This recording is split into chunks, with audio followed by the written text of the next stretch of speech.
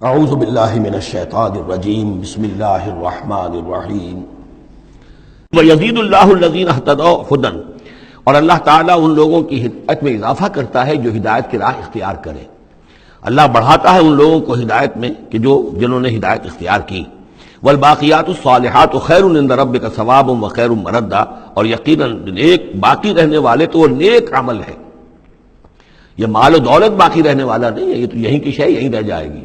باقیات الصالحات، بقا اگر ہے، دوام ہے انسان کے ساتھ، اس عالم آخرت میں جانے والی کوئی شے ہے تو باقیات الصالحات ہے، وہ تو نیک کام ہے۔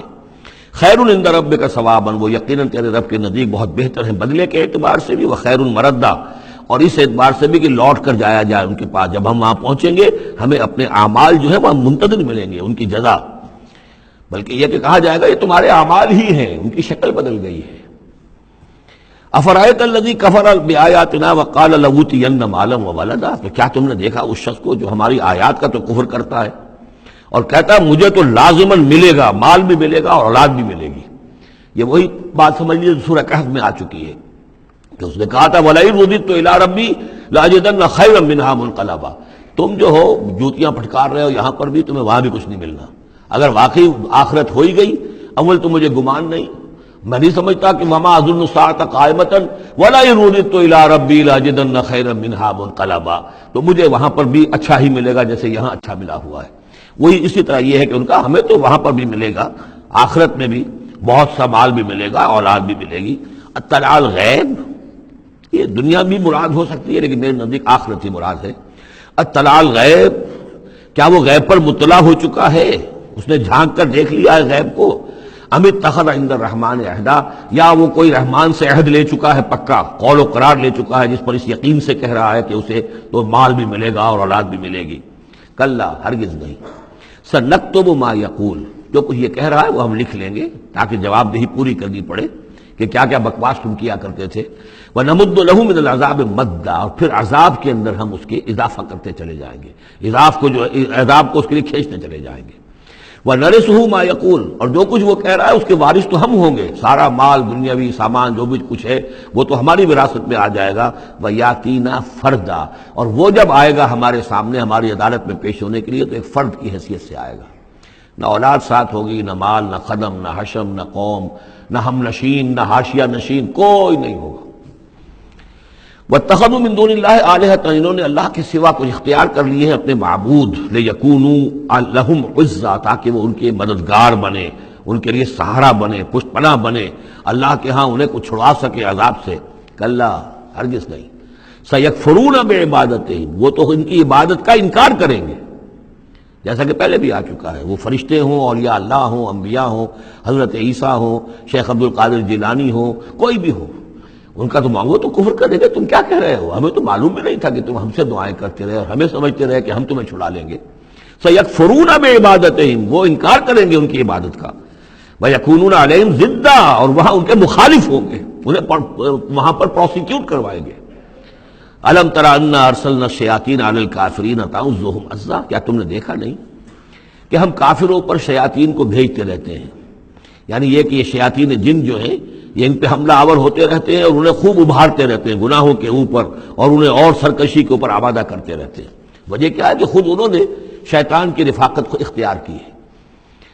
فلا تعجل علیہم، اب یہ مضمون یہاں دوسری مرتبہ آ گیا، عجلت نہیں، فلا تعجل علیہم۔ ایک تو فرمایا قرآن مجید کے ضمن میں عجلت نہ کیجیے، اس کی جو بھی تنزیل ہے وہ اللہ تعالیٰ کی حکمت کے تحت جو اس میں تدریج ہے اسی کو آپ سمجھیے کہ خیر اسی میں ہے، آپ کا شوق اپنی جگہ ہے، لیکن یہ کہ ایک دوسری بات فلا تعجل علیہم، ان کے بارے میں بھی آپ جلدی نہ کیجیے۔ ایسا نہ ہو کہ آپ کے دل میں یہ خیال آئے کہ اب ان کفار مکہ کی رسی جو ہے مزید دراز نہیں ہونی چاہیے، اب ان کو پکڑ لیا جانا چاہیے، انہوں نے حد کر دی ہے۔ جس طریقے سے کہ حضور کو زج کیے ہوئے تھے وہ ہم دیکھتے چلے آ رہے ہیں سورہ انعام سے، لیکن اے نبی جلدی نہ کیجیے۔ فلا تعجل علیہم، ان کی مخالفت، علی یہاں پر آ رہا ہے، فلا تعجل علیہم انما نعد لهم عدا، ہم ان کی پوری گنتی کر رہے ہیں، ایک ایک عمل ان کا لکھا جا رہا ہے، ہر چیز کا ان کو جواب دہی کرنی ہوگی، ہر چیز کی ان کو سزا مل جائے گی، لیکن یہ کہ ہمارے ہر کام کے اندر جو بھی فطری تدریج ہے، اس کی جو توقیت ہے، اس کا جو نظام ہم نے بنا رکھا ہے وہ اسی کے مطابق ہوگا۔ یوم نحشر المتقین الی الرحمن وفدا، یاد کرو جس دن کی ہم جمع کریں گے اہل تقویٰ کو، وہ رحمان کی طرف آئیں گے مہمانوں کی صورت میں، جیسے مہمانوں کا استقبال ہوتا ہے، وفد آیا ہے۔ وَنَسُوقُ الْمُجْرِمِينَ إِلَىٰ جَهَنَّمَ وِرْدًا، اور جو مجرم ہیں انہیں ہم دھکیلیں گے، دھکے دیں گے، ہانک کر لے جائیں گے جہنم کی طرف، جیسے کہ کوئی پیاسے جانور جاتے ہیں گھاٹ کی طرف۔ لا يملكون الشفاعة الا من اتخذ عند الرحمن عہدا، کسی کے بھی کوئی شفاعت کام نہیں آئے گی سوائے اس کے کہ جس نے رحمان کے پاس اپنا ایک مقام حاصل کر لیا ہے۔ یعنی ایک شخص جو ہے بنیادی طور پر اللہ کے ساتھ اس نے اپنا عہد نبھایا ہو، اللہ کی بندگی کر رہا ہو، کوئی خطائیں ہو گئی ہیں، کوئی غلطیاں ہو گئی ہیں، جیسے کوئی پھسل جاتا ہے، کوئی کمزور بھی ہوتا ہے انسان، ایسے لوگوں کے لیے تو شفاعت مفید ہو سکتی ہے۔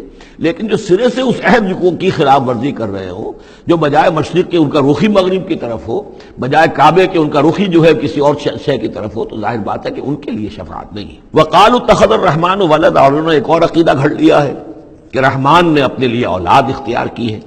لقد جئتم شیئا ادا، دیکھو تم نے یہ بہت بڑی بھاری بات کہی ہے، یہ بہت بڑی گستاخی ہے اللہ کی جناب میں۔ اور کتنی بھاری گستاخی ہے ذرا نوٹ کیجئے الفاظ، تکاد السماوات یتفطرن منہ، قریب ہے کہ آسمان پھٹ پڑے تمہاری اس گستاخی پر، وتنشق الارض، اور قریب ہے کہ زمین شق ہو جائے، وتخر الجبال حدا، اور یہ پہاڑ جو ہے دھماکے کے ساتھ گر پڑے، ان دعوا للرحمن ولدا، کہ انہوں نے رحمان کے لیے بیٹا قرار دیا، بیٹی قرار دی۔ مشرکین عرب نے فرشتوں کو خدا کی بیٹیاں بنا دیا، عیسائیوں نے حضرت مسیح کو خدا کا بیٹا بنا دیا، اور یہودیوں نے عزیر کو خدا کا بیٹا بنا دیا۔ ان دعوا للرحمن ولدا وما ينبغي للرحمن ان يتخذ ولدا، رحمان کے تو یہ شایان شان ہی نہیں ہے کہ وہ کسی کو اولاد بنائے۔ یہ اس کی وضاحت میں کر چکا ہوں کہ اولاد کی ضرورت اس کو ہوتی ہے جو خود فانی ہو۔ ہمیں معلوم ہے ہم مر جائیں گے، ہمارا نام و نشان مٹ جائے گا، اولاد کے ذریعے سے ہمارا نام زندہ رہے گا۔ یہ اصل میں ایک اپنے ہی تسلسل انسان سمجھتا ہے کہ میری ہستی کا تسلسل ہے، میری اولاد گویا کہ میرا اپنی بقا کی ایک شکل ہے۔ اس لیے کہ یہ انسان کے اندر ہے۔ مجھے یاد ہے جب ہم پڑھتے تھے کالج میں تو الفا ایک کمپنی ہوتی تھی لاہور میں جو فائل کورز وغیرہ بناتی تھی نوٹ بکس کے، تو اس میں پیرامڈز کے عنوان سے جو بہترین الفاظ لکھے ہوئے تھے اب بھی مجھے یاد ہیں، still and resolute, calm and self-possessed, still and resolute. The pyramids echo unto eternity, the defiant cry of man's will to survive and conquer the storms of time. کہ یہ جو ان لوگوں نے فرائضہ نے اتنے بڑے بڑے پیرامڈز بنا دی، کائے کے لیے بنا دیے؟ تاکہ ہمارا نام رہے، ہم تو نہیں ہوں گے، نام رہے گا۔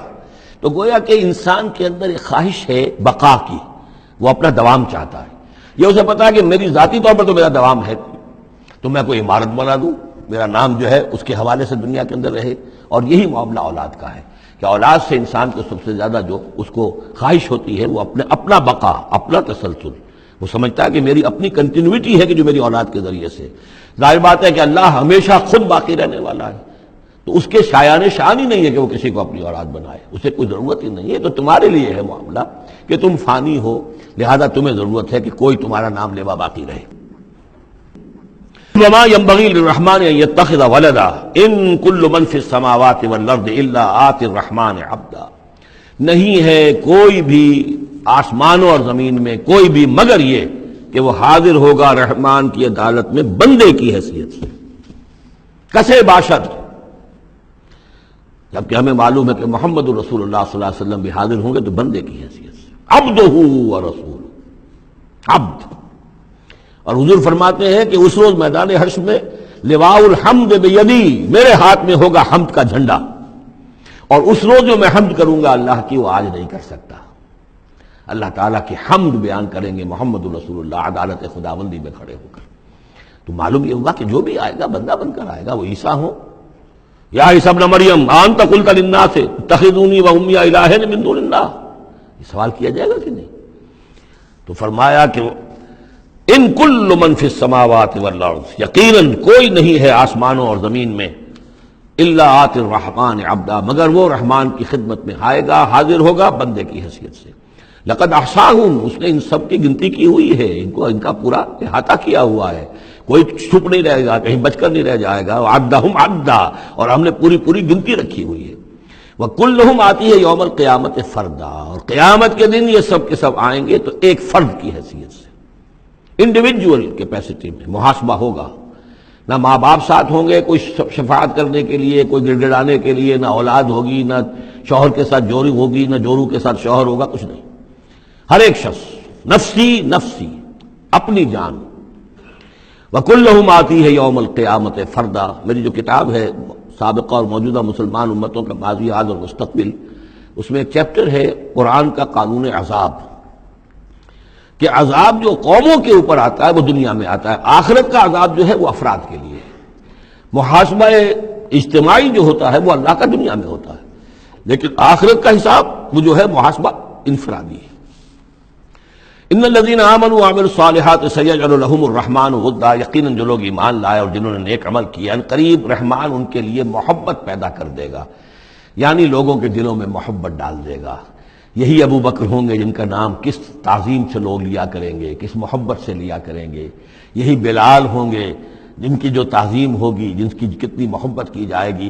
ابھی ذرا وقت ہے، کٹھن ہے۔ سیجعل لهم الرحمن ودا، حدیث میں بھی آتا ہے کہ اللہ تعالیٰ جو ہے اپنے کسی بندے سے محبت کرتا ہے تو پہلے فرشتوں کو، جبرائیل سے کہا جاتا ہے کہ میں اپنے اس بندے سے محبت کرتا ہوں، اعلان کر دو۔